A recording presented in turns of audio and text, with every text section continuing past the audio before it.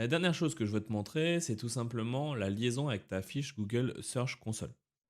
Donc pour faire ça, il faut retourner à l'admin WordPress et dans Yoast, tu as Réglages et ensuite tu as Connexion au site. Et ici, tu vas retrouver différents inputs dans lesquels tu vas pouvoir mettre le code de vérification de ta Google Search Console lorsque tu vas la créer.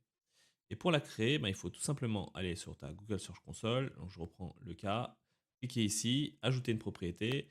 Donc là, tu as possibilité de soit mettre par domaine ou soit préfixe d'URL. Pour aller au plus simple, je mets par préfixe d'URL pour simplifier les choses. Donc moi, vu que c'est un site en local, ça va pas forcément marcher, mais je vais mettre par exemple le site de la mairie de Cessiné, juste à côté où je travaille. Et donc là, en fait, ça va ouvrir, ça va valider la propriété. Et donc là, ça va te demander plusieurs choses.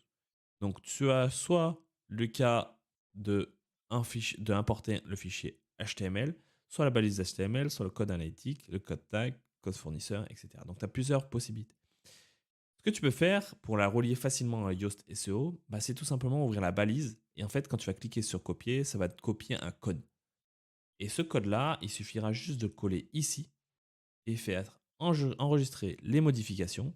Lorsque tu vas faire enregistrer les modifications et que tu vas faire valider, ça va valider ta page. Parce que là, je peux pas te le montrer en cas réel parce que du coup, ça attend que sur ce site-là, je mette ce code-là, le code que j'ai copié. Sauf que vu que là, je l'ai copié sur un site en local, ça va pas marcher. Mais normalement, lorsque tu vas faire valider, ça va dire OK, j'ai bien la liaison a été bien validée et maintenant je récupère les données de ton site, différentes pages qui vont s'indexer, etc., etc.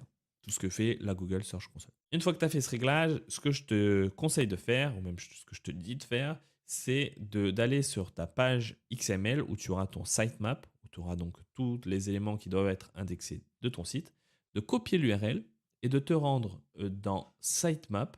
Et ici, donc là, normalement, tu auras ton domaine de base qui sera renseigné. Et donc là, mettre ton URL. Donc généralement, ce qui se passe, c'est que tu dois mettre quelque chose comme ça si tu utilises Yoast SEO. Et tu vas faire envoyer. Et là, ça va se dire, OK, j'ai pris ça en compte et donc je vais l'étudier. Si tu as une erreur qui s'affiche au niveau de l'état, c'est normal parce que c'est le temps que le processus se fasse. Bon, c'est un peu mal foutu, ça te met une erreur alors que ça devrait juste te dire en cours de vérification, de validation ou tout ce que tu veux, mais ça te dit un petit truc rouge. Donc c'est normal que ce soit affiché ça.